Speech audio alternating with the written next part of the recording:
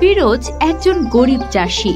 সে তার ছোট্ট গ্রামের এক কোণে কয়েক বিঘা জমিতে সবজি চাষ করে দিন কাটায়। মাথার ঘাম পায়ে ফেলে সে জমি চাষ করে, বীজ বনে গাছের যত্ন নেয়। সে নানা রকম সবজি চাষ করলেও কখনোই ভালো দাম পায় না। এবারের মৌসুমে সে কচুর চাষ করেছে। একদিন সকালে জমি থেকে ফিরে এসে ফিরোজ তার বাড়ি ফিরে এসে তার স্ত্রীকে বলে, রহিমা, ও রহিমা, এবছর কচুর ফলন এত ভালো হইছে যে ভাবতেও পারি না। মনে হইতাছে আল্লাহ আমাদের দিকে ফিরে দেখছেন রে। তোমার খাটুনি আর আল্লাহর দয়া মিলেই তো এই জমি এমন সবুজ হয়েছে। এবার বিক্রিতে ভালো দাম পেলে আমাদের ঋণ শোধ করতে পারবো। ঋণ তো শোধ হইবই। আমি ভাবতাছি এবার কিছু টাকা জমাইয়া ছোট মাইয়াটার লেগে একটা নতুন জামা কিনবো। হয় কতদিন ধরে চাইতাছি। আমাদের সন্তানদের মুখে হাসি দেখার জন্যই তো এইসব পরিশ্রম। আল্লাহ চায় তো সব ঠিক হয়ে যাবে। সকাল থেকে বেশ উচ্ছ্বসিত ফিরোজ। সকাল সকাল সে তার ভ্যানে কচুর বোঝা তুলল। প্রতিটি কচু সে নিজ হাতে বেছে নিয়েছে, তাজা, বড় আর স্বাস্থ্যবান। রহিমা দাঁড়িয়ে থেকে সাহায্য করলো। সাবধানে চালাইও ফিরোজ। আচ্ছা গো, তুই দোয়া করিস আল্লাহ যেন ভালো দাম দেয়। বাজারে পৌঁছে ফিরোজ দেখলো বাজার বেশ জমজমাট। আশেপাশের গ্রামের আরো চাষিরা তাদের ফসল নিয়ে এসেছে, কিন্তু তার কচুর মতো তাজা আর উজ্জ্বল ফসল কারোর নেই। ও ভাই, কচুর দাম কত রাখছো? ভাই 100 টাকা আটি। দেখেন সব কচু টাটকা, মাটির গন্ধ এখনো লাগে আছে। দাম তো একটু বেশি বলতেছো মনে হয়, কিন্তু গাছগুলো ভালোই দেখতেছি। ঠিক আছে, 2 আটি দাও। ভাই, এমন কচু তো বাজারে সহজে মেলে না। 3 আটি দিয়ে দাও দেখি। দাম ঠিকঠাক রাখলে আমি আরো নিব। ঠিক আছে ভাই, আপনার লেগে কিছুটা ছাড় দিলাম, কিন্তু পরের বারও আমার কাছ থেকে কিন্তু নিবে। কচুর দাম এবছর বেশি হওয়ায় ফিরোজের বিক্রি ভালোই চলছিল। চারপাশে যারা ফিরোজের কচুর দিকে তাকাচ্ছিল তারাও ধীরে ধীরে এগিয়ে এলো। বিকেল হওয়ার আগেই তার ভ্যান খালি হয়ে গেল। ফিরোজের মনে একটা কথা বারবার ঘুরছিল, পরিশ্রম করলে আল্লাহ তাআলা এর ফল ঠিকই দেন। ফিরোজ বাজার থেকে ফিরে আসার পথে মহাজনের কাছে গিয়ে দাঁড়ালো। মহাজন তাকে দেখে মুচকি হাসলো। ফিরোজ, তোমার মুখে যেন আজ আনন্দের ছাপ। সব কচু বেচা হয়ে গেছে? হ্যাঁ মহাজন, আল্লাহর রহমতে সবকিছু ভালোই বিক্রি হয়েছে, দামও বেশ ভালোই পাইছি। তাই আমি আপনার কাছে ঋণের টাকাটা শোধ করতে আইলাম। এতদিন পর টাকা দিতে এসেছো? তুমি তো জানো আমি তো সব সময় তোমার পাশে ছিলাম। বলো, কত টাকা আনবে? এবার সব টাকাই আনছি, পুরোটা ঋণ শোধ করবা পারো ইনশাল্লাহ। ফিরোজ তার সব টাকা বের করে মহাজনের হাতে দিল। মহাজন কিছু সময় চুপচাপ টাকা গুনে দেখে, তারপর বলে, ঠিক আছে ফিরোজ, তুমি মেহনত করছো, আল্লাহ তোমার সৎ পরিশ্রমে ফল দিচ্ছে। তবে মনে রেখো, টাকা তো সব সময় পাওয়া যায়, কিন্তু ইজ্জত আর সততা সবচেয়ে বড়। আশা করি আগামীতে তুমি আরো ভালো ফল পাবে। ধন্যবাদ মহাজন, ধন্যবাদ। আমি চেষ্টা করব যেন আবারও আপনার কাছ থেকে কোনো ঋণ না নিতে হয়। তো আপনি আমারে দোয়া করবেন যেন আমি সব সময় সততার পথে চলতে পারি। ইনশাআল্লাহ তোমার জীবনে সাফল্য আসবে। আল্লাহর রহমত তোমার সাথে থাকুক। ফিরোজ মহাজনকে ধন্যবাদ জানিয়ে সোজা বাড়ির দিকে রওনা দিল। মনে মনে আল্লাহ তাআলার কাছে শুকরিয়া জানাচ্ছিল সে, যে এত কষ্টের পর তার পরিস্থিতি কিছুটা উন্নত হয়েছে। ফিরোজ বাড়ি ফিরে এসে ধীরে ধীরে ঘরে ঢোকে। রহিমা, আলহামদুলিল্লাহ সবকিছু ভালোই বিক্রি হইল। মহাজনের কাছে ঋণ শোধ করে আইছি। আল্লাহর রহমত, তোমার পরিশ্রমের ফলটা মিলল তো? আমরা এখন কিছুটা শান্তি পাবো। এইবার কিছু টাকা জমাইয়া ছোট মাইয়াটার লেগা নতুন জামা কিনবো। বাবা, আমি ইলিশ মাছ খেতে চাই, অনেকদিন হলো খাইনি। আজকে আমি ইলিশ মাছ খাবো। তুমি ইলিশ মাছ খাইতে চাও? হ্যাঁ মা, ইলিশ মাছ খাইবা। তবে আজ তো সব টাকা মহাজনকে দিয়ে আইছি। কাল যদি আবারও সব কচু ভালো দামে বিক্রি করবার পারি, তইলে কাল নিশ্চয়ই ইলিশ মাছ কিনে আনবো। ও, ইলিশ মাছের যে দাম, তোর এখন এই শখ হলো কেন রে? এমনে কইও না, মাইয়াটার শখ হইছে, নিশ্চয়ই লো এমন মা, কালকাই লো এমন।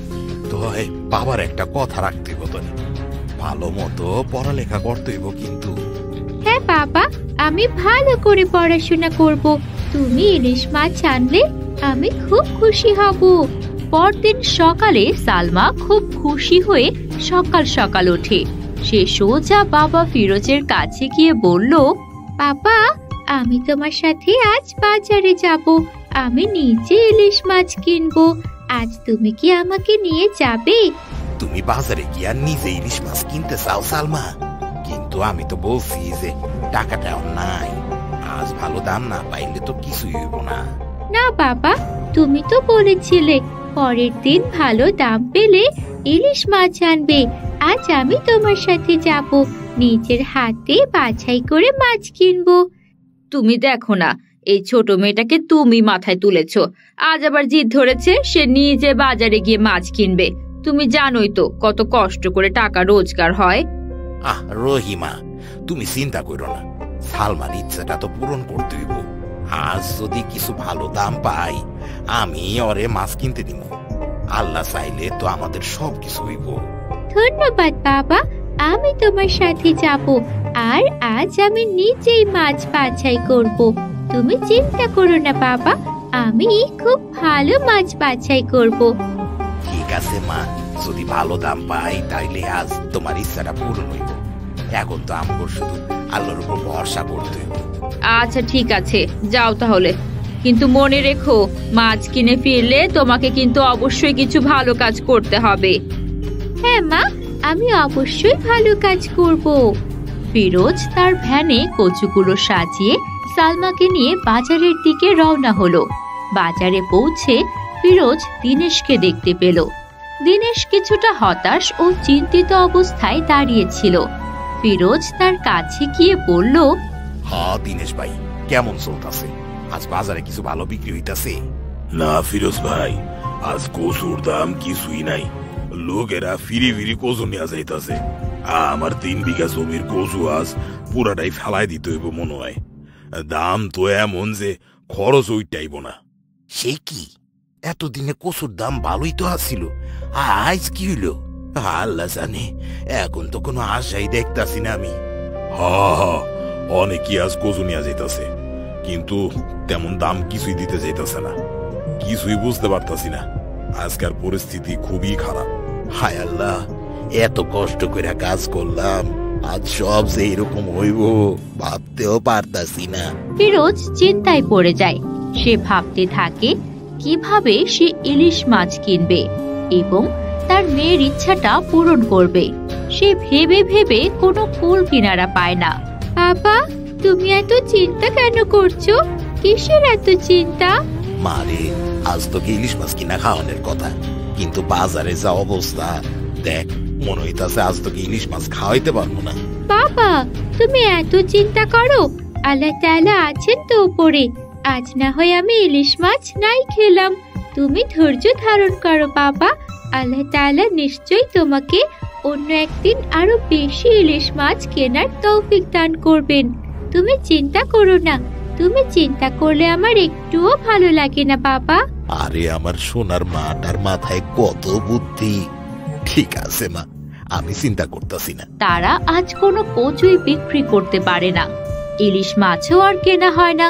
খালি হাতেই কচু নিয়ে তারা বাড়ি ফেরে। কি হলো, খালি হাতে ফিরে এলে যে তোমরা? মা, আজ কচুর দাম একদমই পাইনি, তাই আজ ইলিশ মাছও কিনতে পারিনি। তুমি চিন্তা করো না মা, আরেকদিন তোমাদের ইলিশ মাছ কিনে খাওয়াবো। তোর শুধু পাকা পাকা কথা। আহা, তুমি শুধু মাইয়াটাকে বকাবকি করো। সে যেটা বলছে সেটা তো ঠিকই কইছে। সে আর কি কইছে জানো? কইছে আমাকে ধৈর্য ধারণ করতে, এতে আল্লাহ খুশি হইব। হ্যাঁ মা, বিপদে আল্লাহ তাআলার উপর ভরসা করলে আর ধৈর্য ধরলে আল্লাহ তাআলা খুশি হন। ঠিক আছে সালমা, আমগো কিছুদিন কষ্ট করতে হইব, কিন্তু আল্লাহ যদি চান সব ঠিক হইয়া যাইব। পরদিন সকালে ফিরোজ তার কচু খেতে চলে যায়, কচুগুলো তুলে নতুন সবজি চাষ করার জন্য। সেখানে গিয়ে সে কচু গাছগুলো তুলতে যাবেই সেই সময় খেতে দেখতে পায় দুইটা রূপালী ইলিশ ঘোরাঘুরি করছে। মাছ দুটো কিছুক্ষণ পর তার দিকে এসে কথা বলতে শুরু করলো। ফিরোজ, আল্লাহ তোমার উপর খুশি হয়ে আমাদের পাঠিয়েছে। তুমি কঠিন পরিশ্রম করেছো, তোমার বিশ্বাস ও ধৈর্য আল্লাহ তাআলা দেখেছেন। আজ আমাদের মাধ্যমে তোমার জন্য এক নতুন সুযোগ এসেছে। আরে তোমরা কথা কইতাছো? এটা কি সত্যি নাকি? আমি তো ভাবছিলাম যে আজ আর কিছু ভালো ফল পাবো না, কিন্তু তোমরা কি জানো আমি কচু খেতে নতুন কিছু করতে চাইতেছিলাম। হ্যাঁ ফিরোজ, আমরা তোমার কষ্ট ও বিশ্বাসের ফল।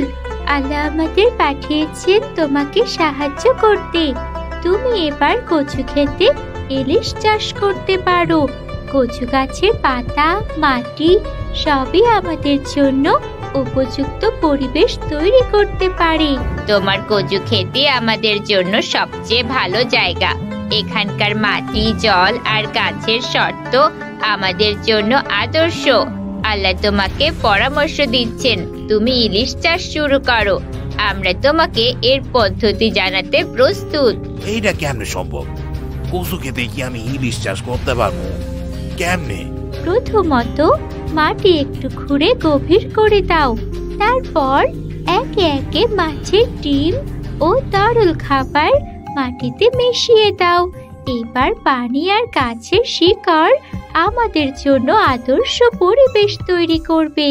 তুমি যদি এইভাবে চাষ শুরু করো, আমরা এই মাটিতে বাচ্চা দিতে পারবো। তাতে কচু ক্ষেতের ভেতরেই আমাদের জন্ম হবে এবং তোমার ক্ষেতের চাষের পরিমাণও বাড়বে। তুমি প্রতি বছর আমাদের দেখতে পাবে। আল্লাহ তাআলার রহমত ও তোমার পরিশ্রমের ফল। ও, এইটা তো একদম নতুন ধারণা। তাইলে আমি তাই করব। আল্লাহ আমাকে সাহায্য করব। হ্যাঁ ফিরোজ, আমরা জানি তুমি আল্লাহর উপর ভরসা রেখেছো। এই কাজ তোমার জন্য শুভ হবে। তুমি শুধু চেষ্টা করো আর আল্লাহ তাআলার উপর বিশ্বাস রাখো। আমি চেষ্টা করব। তোমার এই পরামর্শ আমার লেগে অনেক মূল্যবান। আমি আজ থেকে নতুন ভাবে শুরু করব। তুমি সফল হবে ফিরোজ, আর তুমি তোমার বুদ্ধিমান মেয়েকে বড় বড় ইলিশ মাছ খাওয়াবে। ফিরোজ মাছেদের পরামর্শ অনুযায়ী তার কচু খেতে ইলিশ চাষের জন্য প্রস্তুতি নিতে শুরু করলো। ফিরোজ ভাই, তুমি কি করতাছো? এটা তো নতুন কিছু দেখতাছি। কচু খেতে তুমি কি করতাছো? কোথা থেকে কাজ শিখলা? দিনেশ, আমি জানি এটা একটু অদ্ভুত লাগবো, কিন্তু গতকাল আমি কিছু বিশেষ ইলিশ মাছের লগে কথা কইছি। তারাই খেতেই আছে। তারা আমার কি কইছে জানো? এই কচু খেতে নাকি ইলিশ চাষ সম্ভব। আল্লাহর রহমতে আমি চেষ্টা করতে যাইতেছি। ইলিশ চাষ?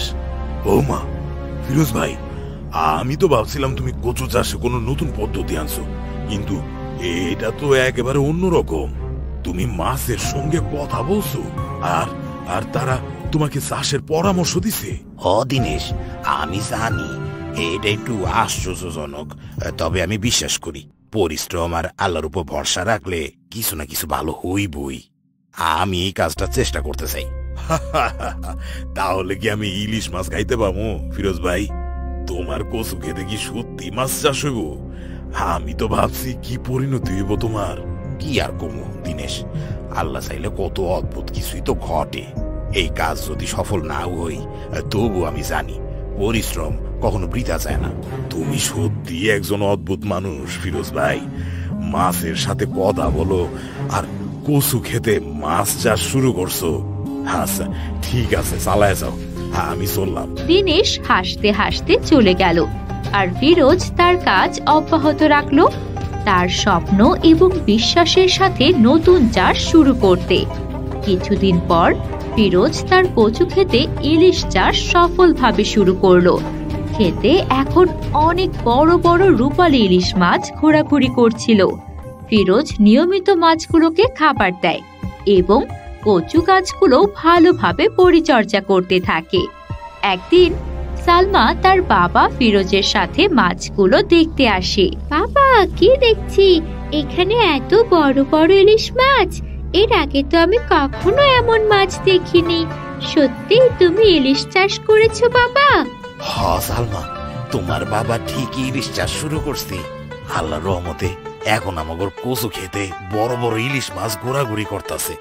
তুমি ইলিশ মাছ খাইতে চাইয়া খাইতে পারো নাই, আর ধৈর্য ধরছিলা, আর আমারও পরামর্শ দিছিলা ধৈর্য ধারণ করতে। তাই আল্লাহ খুশি হইয়া তোমাকে নিয়মিত ইলিশ মাছ খাওয়ানোর ব্যবস্থা করে দিছে। তোমার যেটা ইচ্ছা সেইটা ধরে নিতে পারো।